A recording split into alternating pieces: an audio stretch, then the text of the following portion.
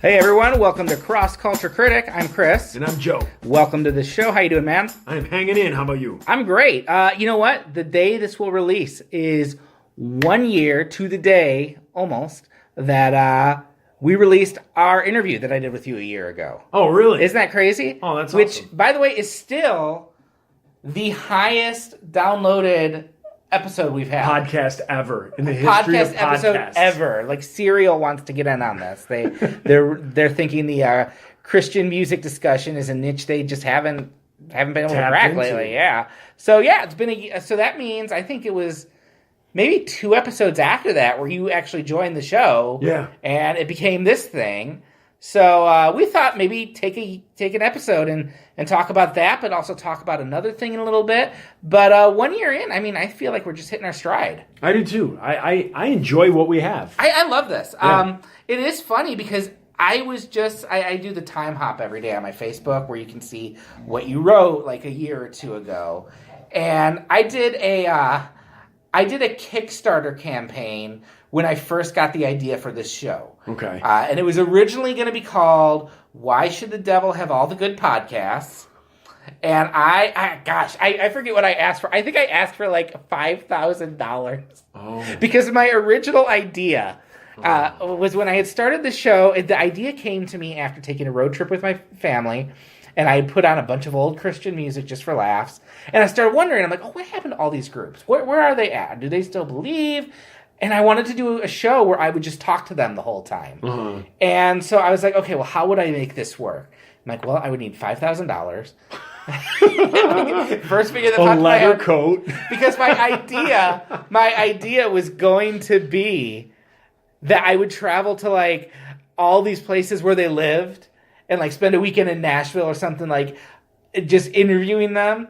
And so I'd have to have money to fly. Yeah. How'd that work out? Not well, actually, but it worked out better because, I got you to do the interview because we had a mutual friend. But also, right after I had that idea, the podcast Good Christian Fun started, which was basically my idea. Oh, really? Sort of different. I think they're a little more cynical about things than I ever wanted to be. But I also learned, unless they were really nice, they weren't going to give me the time of day. Uh-huh. Like, you had to have people on the show. And, I mean, we've had some really good guests. Like, we've had Reese Roper do an episode. We've had Steve Taylor do an episode. And that's been great. But I think if it had been me just interviewing people about their time in Christian music, it would have turned into the same show over and over. Mm. And I feel like once you came on, it just hit this, oh no, this is what the show is. It's 2 Christians talking about Christian culture or about culture from a Christian perspective. And by the way, it can be fun and funny. Yeah. And I dig this. This show is actually better than what I thought it was going to be. I like it a lot too. I love the show that like it allows you're 40-ish. You're what, 35? I'll be 39 in a month. Okay. So a 39-year-old and a 41-year-old who've kind of been there, done that mm-hmm. through the whole Christian, thing, and you were, whether you're sheltered or whether you're whatever, and like we're both still Christians. We got to where we are, mm-hmm. completely different ways. We've been through hell and high water, but we're still believers. Yeah, and we are willing to talk about that. I mean, we've talked pornography on here. We've talked, drinking on here. We've talked, about all the, I think, big topics you could kind of talk mm-hmm. about. I'm blanking right now. Those are the ones Amy Grant, farting in front of Amy Grant. Farting in front of Amy Grant. Like, we've talked about these things, and we're still Christians after we talked about it. Like, how crazy is that? Guess what? On Sundays at church, they're not talking about pornography. Or if they do, they're like, pornography is bad. But, like, no one's actually getting to the roots of anything or discussing exactly. it. So. Well, and I think, too, I've just noticed over the last year, just different discussions I've had, different people I've talked to online and things like that. There's this whole generation of people like us who were 90s youth group kids who are kind of trying to reconcile with that. Like, I was in the church every day when I was a teenager, and my life did not turn out the way I thought it would be. Or I'm trying to figure out how much of what I believe is tied into this culture and things like that, and what's still there. And I think there's an audience for that, and we've started hearing from people. So thank you all for listening. Actually, there have been some episodes where I've looked at the number of downloads and I've been like, holy crap, a lot of people listen to that. There's been a lot of episodes where I've looked at the number of downloads and been like, holy crap. I thought more people would want to hear us talk about Flint Town, but apparently not. But it's been fun, and I love it because it gives me an excuse to get out of the house for a bit and hang out and talk, and it's been fun. I've had a great time, and I think we're just going to get better. So yeah, hopefully. I thank you all for listening, and keep listening. There's some fun stuff coming up, but in honor of that first episode, we thought we'd look back again at your time in the Insyderz, and we would talk about, it was the first album, right? Mm-hmm. Motor City Ska. Motor City Ska. And that was released on my 18th birthday, I found out, July 27th, 1997. Nice. Makes it, that album will be old enough to drink in a month. Ooh. So. Ooh. Yeah, that was a weird album. Like, the way that's all set up is just like any band's first album. You have your entire life to write it. Mm-hmm. So I had 17 years to write that album, and then once you get that stuff out, I mean, it's who you are as a rookie songwriter, as a teenager that doesn't know anything about anything, and you're writing music, and then you're signed to a label, and all that music gets put on your first album. Yeah. And then you're told you have 8 months to write another album. So it's crazy. You have life experiences and all this stuff, and you just write for fun. And then after that, it's like you have 8 months to write an album. Go. And we want 3 hits off of this thing. So you're just like, oh Lord. But Motor City Ska was written when Insyderz had started. We didn't even know there was a Christian scene. If you go back and listen to that first, interview with you and I kind of get really in depth into it. So I'll probably just gloss over a lot of that now. If you want to hear the ins and outs, go back and listen to that. But it was, we were just all young kids, a couple older guys in the band that we needed their instruments to play. So they were helping us out until we could find somebody, to take their spots. But that album was just, it was written out of a place of innocent Christian teens that wanted to be a part of a music scene, and so I saw this meme got sent to me, and it's from like old school, like an old school punk meme. Mm-hmm. And it said, I was punk when it was called Hey Faggot. And I think that meme is so fantastic. But the other thing I don't like is I'm not a part of that group. Like, I wasn't punk when you walked down the street with a blue mohawk and you got beat up by jocks, or old ladies came out of the house and threw cans of soup at you because they just thought you were bizarre. I'm a 90s punk kid, so the punk pop, the Blink 182s, again, back to the Mighty Mighty Boss Tones, all that. So I didn't have the hard part of being a punk, but all I know is I was a Christian kid. I loved punk music, and I wanted to be in a band, and I didn't date girls and go out with girls and have my heart broken and all these different things. So that's not what I was singing about. I was singing about being a suburban kid who's trying to figure out the whole Jesus thing. Mm-hmm. And at that point in my life, trying to figure it all out is everything's rosy. You're basically regurgitating what you're told in Sunday school, what you're told in youth group. There's a lot of, I was listening to this as I was preparing for this, and there is a lot of, Jesus is your, which we believe, but it's a lot of Jesus is going to make your life better. Jesus is your hope. And there's definitely that youthful optimism. Absolutely. And the thing that I always tell my kids and people that I know that are going through a tough time, it's like when you're a teenager, when you're a kid, you go to Sunday school and you go to youth group, and it's like the practice field for football. Mm-hmm. You practice learning everything. You practice learning the parables, and you practice learning scripture. So when game time comes, when it's, 4th and 9, and you have to get there, and there's no ifs, ands, or buts, and it's the last play of the game, and you got to dig in, and where champions are made, you have to know everything that you practiced to be able to perform when it's go time. And that's how it was back then. Like, our songs were written from a place of practicing our religion, practicing our faith, getting to know our faith. And, as a 17-year-old kid who grew up with a great family, no addictions, like great friends, like I love my parents, I love hanging out with my parents, all these different things. Like, I enjoyed all that. I had a fantastic childhood. So I had nothing to draw on that like needed my spiritual whatever to go through, my spiritual moxie.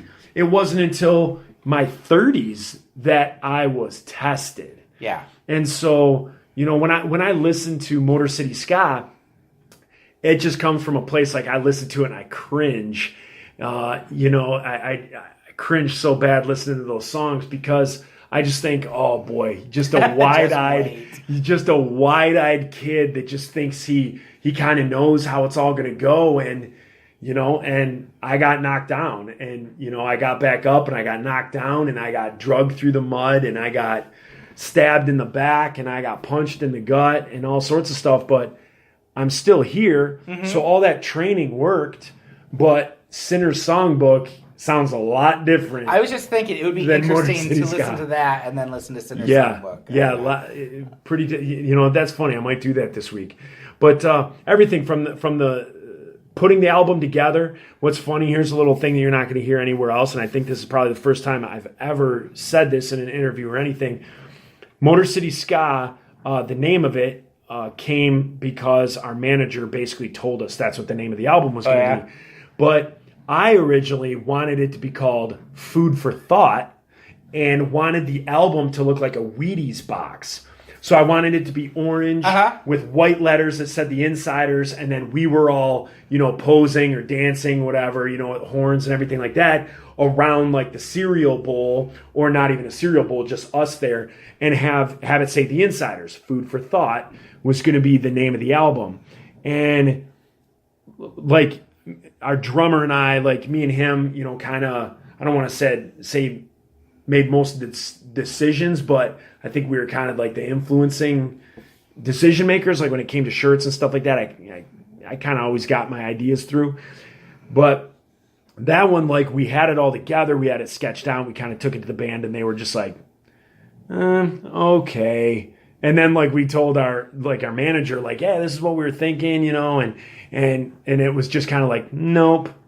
And like our manager was like, hey, my son is a graphic designer, and he created this. I was wondering who drew the little picture. Yes. It was supposed to be you, or no, it was just, he has hair. Yeah, so. It was just our manager's son, who had gone to school for graphic arts, designed the album and all that stuff, and so we just kind of had no say in it, but that's what it came out. But I always like the colors, like the color scheme. I love the colors orange and blue together, so it's like orange, blue, and gray. I love that color scheme together, so it was kind of nice always, when you see your stuff up there, kind of having that color scheme together for shirts and posters and things like that. I always liked it. And I remember our album, I don't think it came out this day, but we heard that it was coming out. Like, we finally got a date for its release, and we were at Gasoline Tour Festival in Florida. Okay. And we had played here in Royal Oak, out in like Walled Lake or something like that, at this place back in the woods. And then we drove to Florida overnight because we had to play this festival the next day in Orlando. And it was an ice storm through Michigan, and then we finally got out of it and got to Florida. And at that show in Florida, that was one of the biggest things we met. That's where we became good friends with Squad 5-0. That was kind of their first big concert that they were at. I believe we met Dear Ephesus there. Sarah Mason, we met her there. MXPX played there. So it was like this our first Christian festival that we were at, and we got to meet all these other people, and we had like a merch booth, and we had stuff like that, and people from out of state had like kind of heard us, but then we like rolled in there, and to me, the Insyderz, we always performed our best when we were the underdog. If we were like, hey, guess who's headlining this festival? The Insyderz. We like sucked. Oh, I wish it was Petra. Yeah, it like sucked, or like our performance wasn't good, or we were fighting. But the shows where it was like we had no business being on stage, we ended up, I dare to say a lot of times, we were the talk of the festival. And people were, oh, you hear these kids from Detroit and all this stuff. So Gasoline Tour down in Florida, that was one of those first ones where we went in as like maybe a couple people that were there had heard of us, and we did really well there, and that kind of launched us. Cool, very cool. Now, I'm not going to go I was going to go track through track by this, but I thought it'd be more fun just to kind of like hit on a few questions. Okay. So do you listen to this a lot? Do you go back and listen to your, because I can't go back and, well, okay, no, I would say sometimes I go back and read my old writing just to see, oh, am I good? Have I gotten better? Uh-huh. I think I did that well, but other times I cringe. Is that the same way with musicians, or do you just, once it's out there, it's... You know what? It's hard to go back and listen to for a few reasons. One, you hear your youth. And like what we already talked about. Yeah, that Muppet has not started smoking crack. Yeah. So you go back and you listen and you're like, okay, well, the producer wanted me to sound like this, so I wasn't singing how I normally sing. He was trying to get me to sound like Whitney Houston and, all these different things. So you go through all that stuff and you don't really have the name for yourself to be able to tell like a producer like, hey, I'm not doing this. When the record company's fitting the bill for the studio, you do what they say. And so... I listened to like the first albums, and that's what I think. I just think like, I don't like how this sounds. I'm so youthful. I'm so bright-eyed and bushy-tailed that it's almost embarrassing, to go back and listen to as like a jaded, hard 41-year-old. I hear like what I don't like about the mixes. Okay. Like I don't like how certain things sound. I don't like certain songs that made it onto albums. So it's hard to go back and listen to. Now, mind you, my daughters are 11 and 14, and my 14-year-old, unbeknownst to me, has gotten into the Insyderz. Oh, really? Like, she digs the Insyderz. And is that weird? I don't know if it's weird. I feel very blessed that she... I mean, yes, I think it's weird, but I also feel, like, proud that, like, my daughter listens to it. She rocks my shirts, like, last night. Yeah, in fact, just last night, she was like, Dad, look at this. And I opened my door, and she found in my basement my Rubbermaid bin of all my old merch. So she's just looted that thing. That's cool. Like today to school, she wore an Insyderz shirt. And then she's got friends like in youth group that are like, hey, do you have another one of those shirts? Can I get one? That's awesome. And stuff like that. So it's nice that she listens to it. But yeah, I don't really go back and not Motor City Ska. That one's a tough one to listen to, again, because it's 17, 18-year-old Joe writing those songs. It's just tough. See, it had probably been, because I think when I was preparing for the interview I did with you, I went back and listened to Fight of My Life and Scallelujah and then your newer stuff. But I don't think I had access to Motor City Ska at that point. And then I found it on Spotify when we said we were going to do this. And so I probably had not listened to it in 18 to 20 years, like after it first came out. And I think it's a fun album. Like, I think it's fun. And there's a lot of nostalgic stuff in that. Like, this is the music I was listening to when I was a kid, but it sounds really good. Like, the horns and everything sound really good. See, I really haven't listened to it in forever. I mean, like, really forever. I haven't listened to it. So maybe I'll give it a listen tonight when I have a little drive ahead of me tonight, so maybe I'll pop it in. There you go. Do you have a favorite song on it? Something that you're like, 21 years later, this still holds up. I'm still proud of this one. I don't, to tell you the truth. I really don't. I mean, as far as the album, the songs go, I always liked playing Sacrifice because we were, like, that was when we were in concert, we could go nuts and we could be that hardcore band that really wanted to come out, I think, anyway in our music. So we were entering into a genre that was new, and so we had to play the perfect role of a ska band. When if you listen to How We Go, and then our last two albums where we were able to do what we wanted on our own, we're a little bit more dirtier than a nice, bright, crisp sounding ska band. That's what everyone thought a ska band should sound like back then. So Sacrifice, I always liked that made it on the album. That was like more of a hard song.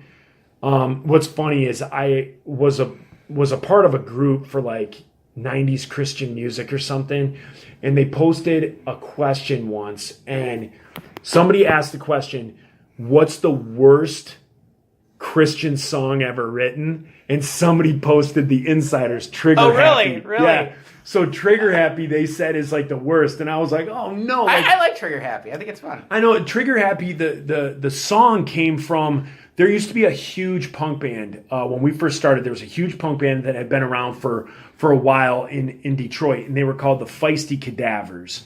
And we had just gotten into the scene, and we didn't know that there was a Christian scene, so we wrote our music and we played normal club shows at normal dives and bars and gross places and stuff like that, and anywhere we could play. And there was this band called the Feisty Cadavers, and so as we're getting into the scene in Detroit, and we're like meeting other people and meeting other bands and starting to form these like camaraderies with people, and being able to say that you know somebody. This band, the Feisty Cadavers, that I never met, but they were big in the Detroit scene. This guy went to a club once, and he went into the club and tried to get in, and the bouncers were like, "You're not coming into the club." He came back, tried to get in again. They told him, get out. They shoved him out. Bouncers did just that. They bounced him off the pavement. He went to his car and got a gun and came back and just shot willy-nilly into the club through the front door. And he shot the lead singer of the Feisty Cadavers, who was at the bar. And he ended up, shot and killed. And so it was a big blow to the Detroit music scene with this gutter punk, kind of one of the godfathers of, the next wave of gutter punk that came out of Detroit, being killed. And so here I was, a 17, 18-year-old. I'd never dealt with anybody being shot. And a lot of my friends that were in the scene were very upset because of it. And so that song is just kind of my take on, someone being trigger happy. You got tossed out of a club. It doesn't take a real man to pull a trigger. And so that's kind of like where those lyrics came from, and that's where I was when I was thinking about that song. And compared to other songs on the album, like that one actually has some like true meaning behind it. It's just not like a Jesus pep rally, it's song. a good song. And so it was kind of funny that one got dashed, because I felt like writing like a reply on it, like, dude, come on. Like, there's a lot worse songs on that album. I think I sent you once. I had heard it on another podcast. I forget the name of the group, but it was a song called The Big M. And it's this, like, just a weird screamo type band. And it's a song about masturbation. Oh, Lord. And it's just like, that's... I'll include the link in the show notes, because it is something to be seen, but it's like they just shout at one point, "Masturbation!" And it's pretty awesome in an awful way. I like Carnival a lot. I think the writing on that is kind of witty. Carnival was a fun one to write, because it's all like slogans. Yeah, like picking apart slogans. I think that's, as a writer, I dig that. Yeah, that was written in a van. We had a van that, unbeknownst to us, bottom part of the floor had rotted out right above the exhaust. And so as we drove, the exhaust would come back into the van. So you guys were high when you and were we were like dying. high and like writing music. And so that was one of the ones that we wrote, and we were kind of like, hey, let's do something where we're putting slogans of products and things like that into a song. And Motor City Ska, I think, is our only album where we also had a percussionist. Okay. Because we had our drummer, and then we had a percussionist who played bongos and kungas and all that stuff. And then he left after that album to become a school teacher. And so Carnival really showed Todd's ability on that one. If I'm remembering right, his beats and all that stuff is through all that music on that album. And so I think that worked really well. All right, can you say which ones you don't like? Yeah, let me... I hate I Say. And so here's another thing that was funny is whenever we would do a song, like we'd write a song and then I'd write the song and I'd have a title for it. But then like I'd get to the studio and when you get into the studio, you record drums first and then bass and guitar, like all that stuff. Well, I'd get in and like my song names would be changed. And so like I would write the song and then like our drummer would be in there and Nate, he would go in and whatever the name of that song was that I had, he would be like, in fact, that song I remember, I had a title for it and then I get in and it's called Skyhopper. And I go, what song is this? And he's like, oh, that's the one. I can't understand why you treat me this way. I said I can. And so we go on and through the whole time, like all, up on the board, when you write the songs up on the board and you check off each part that, you have to do and you kind of have a checklist of what needs to be done in each song. I just see Skyhopper and I'm like, why is it called Skyhopper? Like, I don't like that. Like, I wrote the song. That's not the title. Mm-hmm. And then they had an issue with like the title that I had for it or something. And so then finally, like, somebody was just like, you start every line of the song by saying, I say. And so it just became I say. And so it was just like, all right. So Is that the one where you also do the problematic reggae voice? Oh, probably the stereotypical. 2, 3, 4, 5, This I Know. I'm not real hip to that because I'm standing up. You're probably losing my voice here. I'm not real hip to that song because of God bless him, our old trumpet player, or our old trombone player, Mike Rowland.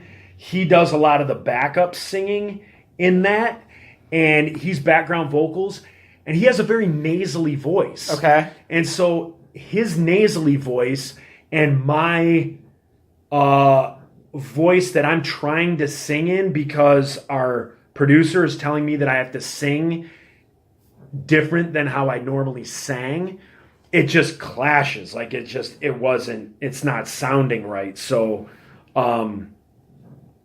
I really don't like that song. And then there's a breakdown at the end where it's like, oh, this I know. You know what? Okay, yes, because I was listening to that in the car and my daughter was singing that. Yeah. When it was like, once she caught on to the song, she catches on to songs really quickly. Yeah. So, like, I like that part, but all of our voices, I just don't think it, like, goes together real well. Like, Mike and I, he's good at singing in like his own right, but I think the two of us, our voices just didn't mesh that well. I don't think. Man, there's some I don't even remember. I hate Buddy Boy. I can't stand Buddy Boy. That's the one where I think you had the rhyming dictionary out on that one. Oh, it's terrible. Buddy Boy is absolutely terrible. And our 7-inch record that we have I ever played it for you? I think you've showed it to me, but you haven't played it. I think I was too embarrassed to play it. I'll play it for you, but we're not going to let these people hear. All right. I'll play it for you before you leave, and it's embarrassing. It's terrible because we redid it when we re-recorded the album. Okay. Those two songs we redid for the album, and so it comes out a little bit different. And then there's just stuff that like we didn't really know what to do. So like Compadre is an instrumental, and I didn't want to write lyrics to it. Like I was burnt. I didn't have anything. So the guys came to me and were like, hey, we wrote this song. And I was just kind of like, let's just have it an instrumental. Like I just didn't feel like writing. Yeah. Like I was tapped. I've always figured whenever I hear an instrumental on an album, that's the case. Is they're like, yeah, we don't have any lyrics to go with that. Just toss it out. Right, exactly. Common Riddle, from what I remember of that song, I don't mind that one. Enthos was always a fun one to play live. Like we played that one a lot.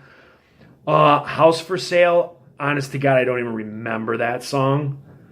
Nor do I remember this one called Functified Brother Love. I think that's more of just like a sketch type thing. Is it? Or like another like instrumental? It's only 1:38, so it's something. There's someone talking on it. You're a pretty white guy, so... And then Walking Dead was actually written by our first guitar player, and he was quite a bit younger than us. And so he wrote that song and the lyrics to it just about, him being at school and all these kids like smoking weed around him and doing all this stuff. So he kind of felt like he's the kid who had like a focus, and then all these like kind of zombies are just kind of doing what everybody else did. So he wrote Walking Dead. Our trombone player, who I just talked about, Mike, he wrote Sacrifice. I didn't even write that. All the good songs on all our albums, I never even wrote. And then Weebles was a good one because Weebles was fun. Weebles captured that reggae ska sound that a lot of times people were yelling out, at the shows, like play Weebles, play Weebles. So that kind of stuck with people. So that, as far as like the rundown on the album, there's a lot of stuff on here that it's just funny because I'm looking at this on my iPad, like the songs, the cover art, all this stuff. And honest to God, I really haven't looked at it in probably a decade. But it's pretty funny. Well, what's really crazy thinking about this is it was probably a lot of teenagers listening to it at the time. Like, youth group teenagers and stuff. And then you think about 97. So we hadn't had Columbine yet. We hadn't had 9/11 yet, anything like that. Like, it just, in my head, feels like a very innocent time. Yeah, Columbine actually happened. This came out, 97? Yeah. Is when this came out? So it's been about 2 years We before. were at GMAs. Okay. It was GMAs in, 99? Okay, yeah, 99. Was that when Columbine was? April of 99. No. It wasn't April of 99. Yeah, April 20th. Really? Yep. So I would have, April 20th, so I would have just been married. I got married March 20th of 1999, and then I went on a cruise. And so I wasn't able to be at the GMA Awards. I wasn't allowed to be there at GMA week because I was on my honeymoon. And Five Iron was there, at the GMAs. And Micah, their guitar player for Five Iron, his sister was in Columbine. Okay. So when that all was happening, he was getting phone calls, and his sister was like hiding in the choir room. Oh gosh. And so so he has like a connection to that, obviously. And so I get back, and I found out that we had won a Dove Award, and obviously the Columbine stuff happened, and it was just bananas. So I didn't think that was 99. 99, yeah, 20 years next year. It's crazy. It is funny because I'm trying to think, where was I in July of 97? And I have no memory. Like I would have just graduated high school like a month earlier. And I was probably still working at the movie theater at the AMC Abbey at that point. And yeah, listening to my Adam Sandler tape. That was probably about it. Now, another thing like about this album is like when I look at it, I'm looking at it on my iPad on iTunes, and it says 13 songs, 45 minutes, 1997, Gumshoe Records. What sticks out to me about this album is what it took to get out and how we got signed and how the album was just in limbo, and how once the album came out, as you could probably go back and listen to the first interview with me, like we were just a kiss of death. Every record label that signed us went under, and Gumshoe was no different. So here we are all gung-ho, and Gumshoe had like, this might be revisionist history, but Gumshoe had like gone after, I think, Five Iron Frenzy as well. And so I remember coming back from Cornerstone, and at Cornerstone that year I had like met, 96, I had like met, all the guys, we all camped together. Somehow we had mutual friends.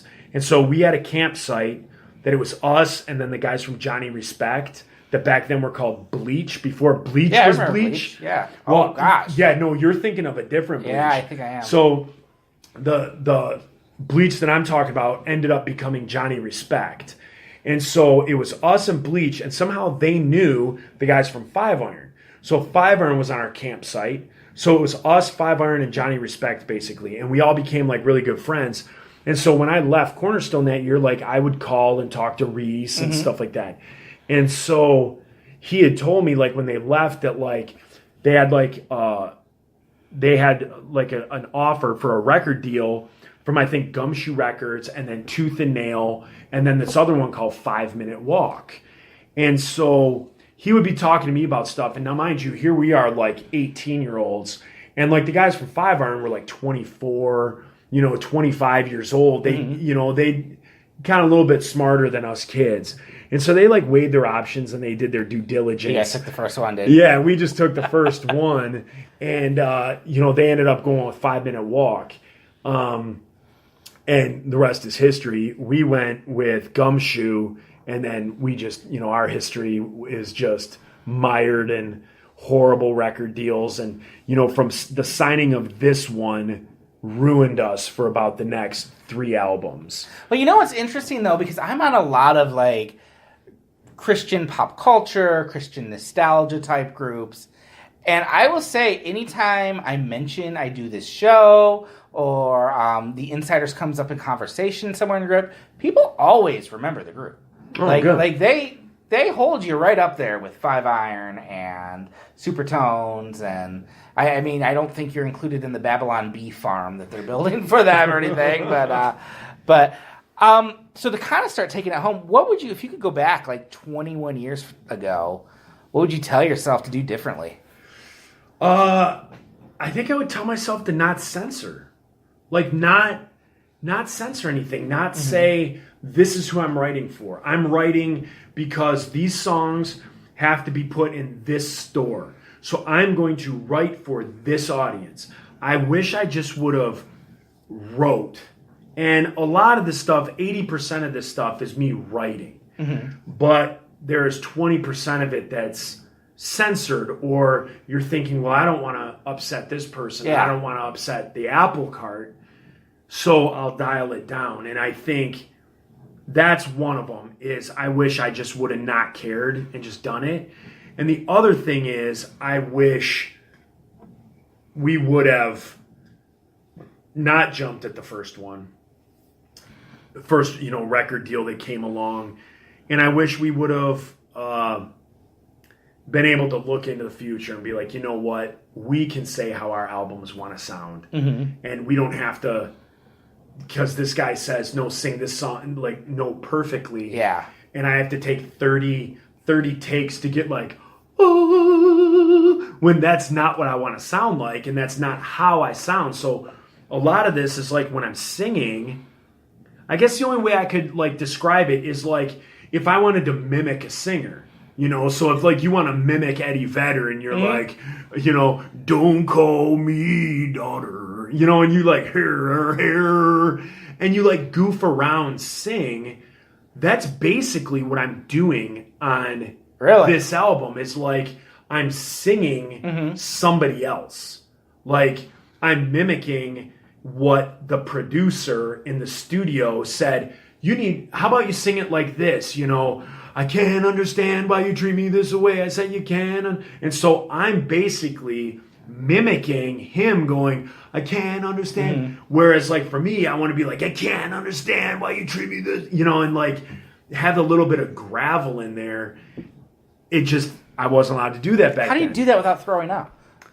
You just can't sing. I just can't. It's like when I screw around I can sing. But then when I like really go to be serious, my throat just like closes off and I can't sing. Yeah. So, but I think those are like the main things. And like, next year at this time, maybe we could talk about our second album we did, Scallelujah or whatever. But like as the albums went, obviously you loosen the reins and you get to that point where you're just like, I don't care. And if you listen to that first interview, we went through stuff as a band. Everything wasn't rosy and everything. And, you get to the point where you're just like, I don't care about the record labels and they'd screwed us over so much and all this stuff that you want to put out what you want to put out when you're in your quote unquote prime. And, you're kind of being told that you can't or things of that nature. So. Well, if it was today, you could just get GarageBand and put it out on Spotify or YouTube. And that's what's crazy. I mean, that's what we did with that's what we did with Sinner's Songbook. We did a Kickstarter project for that. I always laugh because we did a Kickstarter project where we needed to raise $7,000 to put out the album, and we raised $7,000. And then Five Iron does a Kickstarter project where they're like, we need $35,000 to do an album. Oh, they broke records on and that. they made like $250,000 or like $350,000. I made $25 doing a $5,000 podcast. So like kids nowadays, I mean, I guess we could even go back to, last week when we were talking about those the questions with the gap between Christian and is there a talent gap? Again, nowadays you got kids that they don't like. I could be a Christian artist. I can love Christ with all my heart, and I can write music from my heart. And if I swear or if I say a word that upsets the 45-year-old divorced woman that sits in the third row and teaches Sunday school, and if it upsets her, like, the record label won't have you. But nowadays you don't need that. Like, unfortunately, the Insyderz was at a time when there was no social media. There was no iTunes or Spotify. And so we had to play the game by the rules, and now you don't. You don't have to play the game by the rules. You can do a Kickstarter project. You can fund your own album. You can start your own label. You can do all that stuff on your own, and you don't need a label. What's really crazy is, so I talked about it last week. I went to this concert recently, Derek Webb, at someone's house, and he was playing through his whole new album, which is this heavy, heavy album. He's, gone through a crisis of faith, lost his faith, divorce, things like that.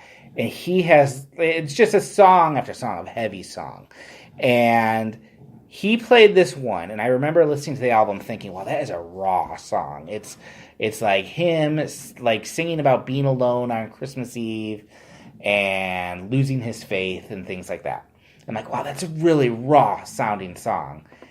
And come to find out, he told us he had written that song on Christmas Eve, and he didn't want to lose it, so he sang it into his Apple iPhone, like his little recorder on there. And then when he got in the studio, he realized he couldn't recapture how good that sounded. So what's on the album is just what he recorded on his Apple iPhone. Oh, seriously? It's insane, and it sounds just like it fits. And it's crazy. And that's what people can do now. Yeah. You don't need you don't need a 60-year-old guy, or in our, a 70-year-old guy trying to tell us what a Detroit punk ska band is. The manager was 70? No, but like our label and the guys that, the high ups that sign the checks and stuff like that. Like, they're telling us what a Detroit punk ska band should be.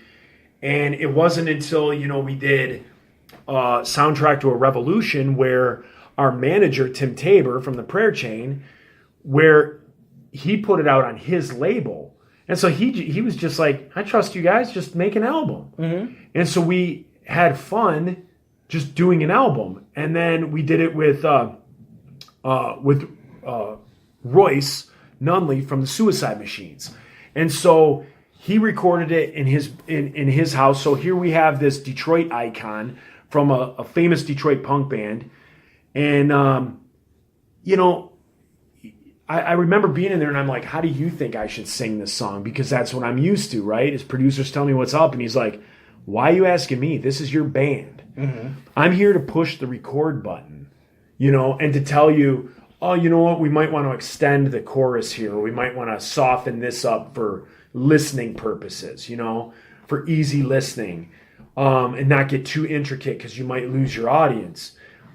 He's like, I'm not here to tell you how to sing it or even what part to play. And all of a sudden I was like, wow. And then we did Sinner's Songbook, which was us. Like, we had a producer, but I think we basically had an engineer, and our drummer, Nate Sjogren, basically produced it, if I remember correctly, because we just went in there and we did what we wanted to do. And it was our Kickstarter project. It was our money. I remember there were times where I was just like, I did it like I would sing it in like 3 takes. And I knew it wasn't perfect, but it was what I wanted. And it was the sound that I wanted. So to me, Sinner's Songbook is my favorite album of all time. Not only because it is the most honest album and lyrics that I wrote. And obviously I was older, and I think they're a little bit better. I mean, I think there's one bomb on the album, and it's called the Insyderz Shuffle. Okay. And so it's kind of like our play on like those songs that are like at weddings, like 2 steps to the left, 2 steps to the right, crisscross. It was just, we were having fun and we did that. And when I listen to it now, I'm like, this is an album that speaks about me and what I'd gone through, and then in the middle of it is this song that it's like, that has nothing to do with what I went through, has nothing to do with the Sinner's Songbook. It's just a song that we put on there in the middle of all like the hard stuff. It's everybody clap your hands. Yeah, so that it's a little tough that song's on there, but all the other ones I love. Like we did the remake of Jesus Is a Friend of Mine, that internet, YouTube viral video. Even as corny as that song is, I loved our remake of it, and it has a place on that album, whereas the Insyderz Shuffle kind of drives me nuts. But yeah, so like that album, I can listen, like I listen to that album, like I listen to it on probably a few times a year. Like I just listen. Soundtrack I probably haven't listened to in probably 5 years, and then the others I just don't listen to. Have you ever thought, final question, have you ever thought about, like, if someone gives you studio time or you get a Kickstarter, do you think you would do it again, like another album or a solo, or like what would be your passion project to do at this point? My passion project, I always had this thing like on the back burner that I wanted to do a solo album, just like, just acoustic, maybe bass and a little percussion. And it was going to be called the Bulldog Spirit. Was going to be the name of the group. Put a picture of your dog on there. Yeah. Call it the Bulldog Spirit. And I wrote an entire album for the Bulldog Spirit. That entire album, all those songs became what is the Sinner's Songbook. Okay. So I remember playing for Nate. I was like, hey, listen to this stuff, what do you think of it? Because I was going to do a solo album, and I was like asking him like if he wanted to play drums on it and whatever. And I started playing for him, like I played him some of my demos that I had recorded, just me like in an acoustic. And he was like, we could do this like Insyderz style. And so basically that album of my Bulldog Spirit is the Sinner's Songbook. So now your passion projects are all done? Yeah, I mean, I would still love to do that. But Molly, my girlfriend, I promised her like 3 years ago that I would write her a song for Valentine's Day. And honest to God, like I just don't have it in me anymore. I sit down with the guitar and I play the same 3 chords over and over. I can't write like a kid's song. Like I have like a writing block or whatever talent that I was given at a time, if you want to call it talent. God used me for something for a time, and then he moved me on to something else. And it's like those, let's call them talents for lack of a better word, are gone. Like I can't sit down and write a song anymore. I can play other people's music, so like if my daughter writes a song, I play guitar to it, she sings along and all that stuff. And my youngest now plays ukulele, my oldest plays bass.